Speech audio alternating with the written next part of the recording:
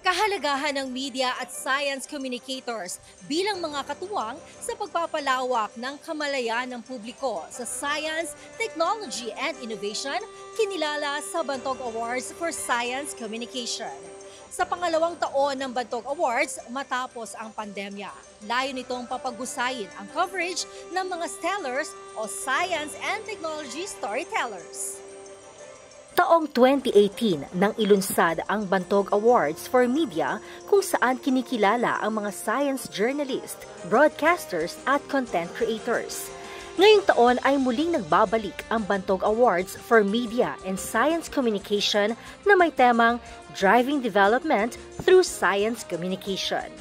Ang parangal na ito ay para sa pinakamahusay na manunulat, reporter or correspondent, content creator at information officers, gayon din ang mga media organization para sa kanilang mga pagsisikap sa pagpapalawak ng interes ng publiko sa agham at teknolohiya sa pamamagitan ng pagbuo ng balita at impormasyon.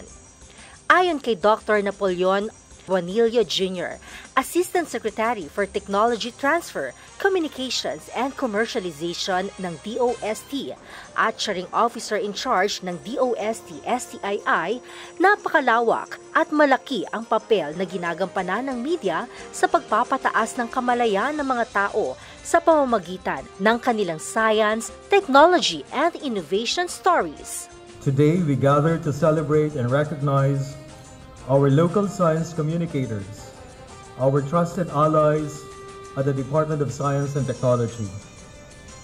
As our reliable partners, you have been instrumental in translating the complex research and innovative advancements of our scientists, engineers, and researchers into knowledge that is easy to understand and readily accessible, so that every Filipino will be aware of the many benefits of science and how it will make their lives much better. Nagsilbi naman bilang presenters ang mga DOST officials sa pangunguna ni DOST Secretary Renato Yusolidum Jr. Narito ang mga nagwagi sa Bantog Awards. Best S&T Editorial Opinion Audio-Video, Micael Angelo S. Francisco. Best S&T Editorial Opinion Text, Ramon M. Bernardo. Best S&T Feature Story Text, Junfrey M. Ocampo. Best S&T Investigative Story Audio-Visual, Lilian Tiburcio. Best S&T News Story Audio, Patricia B. Mersol. Best S&T News Story Text, Rafael Busano. Best S&T News Story Video, Francis Dave Orsho. Best S&T Short Form Series Video, Celine Murillo. Outstanding S&T Information Officer Second Runner-Up, Athena Colleen V. Jacob. Outstanding S&T Information Officer First Runner-Up, Alain M. Orendez. At Outstanding S&T Information Officer Champion, John Michael M. Hernandez. Layo ng Bantog Awards na mapalakas pa ang pakikipagtulungan sa media practitioners at content creators upang maisulong ang interes ng publiko sa siyensya, teknolohiya at inobasyon. Dito ko nakita na pamagitan rin ako sa akin ng mga estudyante, mga elementary at high school, na nakita ko na binabasa pa lang ako kung ginagamit sa kanilang mga assignment. Kaya minsan may mga nag-i-email sa akin, mga estudyante, o kaya nag-message sa akin sa messenger, tinatanong ako sa column ko. Na parang lumalabas talaga na meron talaga nagbabasa sa ating mga Pilipino ng tungkol sa science. Lalo na sa iba, sabihin, hindi naman. Saka marami naman tayo matatagumpay sa science, hindi naman natin masabi na nahuhuli ang Pilipinas sa science kasi nga marami tayong matatagumpay ng mga scientists na sa katunayan niya, hiniram sila ng ibang bansa eh. So ibig sabihin, hindi tayo nahuhuli. Kaya ito po napakahalaga po for me kasi mas ma-inspire pa ako lalo to produce more stories related to science, to technology, and para makapagbigay ng mga impactful stories para sa mga tao. dahil napakahalaga po ng pag-communicate ng science ng agham, lalo na sa panahon po ngayon na fake news has been so rampant in the past few years. At kahit nung pandemic na maipapasok pa rin po natin yung usaping agham doon. Kaya yung ganito pong klaseng ginagawa ng DOST ay makakatulong po para mas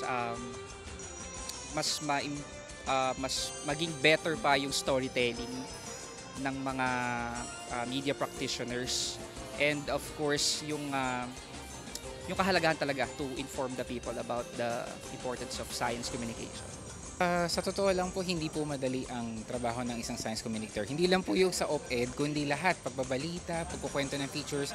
Maraming pwedeng ikwento tungkol sa siyensya, pero hindi po marami ang nagkukwento.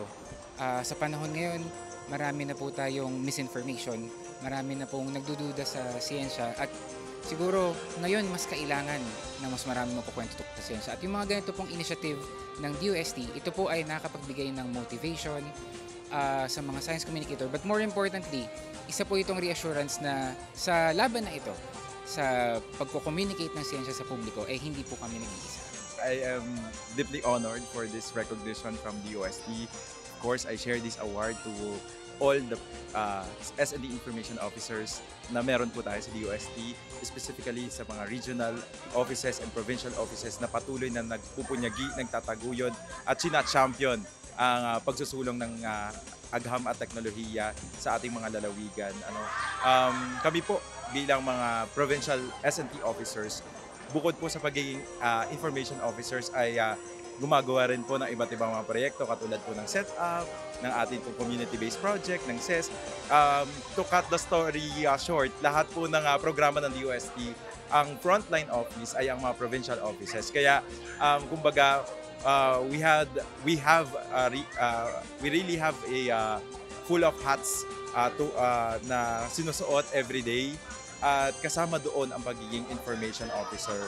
At sa katulad kong nasa provincial office, ito po ay isang napakalaking recognition dahil ito po ay isang validation na ang amin pong hard work sa pagtataguyod ng SNT or STI ay nakikita, nabibigyan halaga at nagiging effective sa lahat ng mga sambayan ng Pilipinas.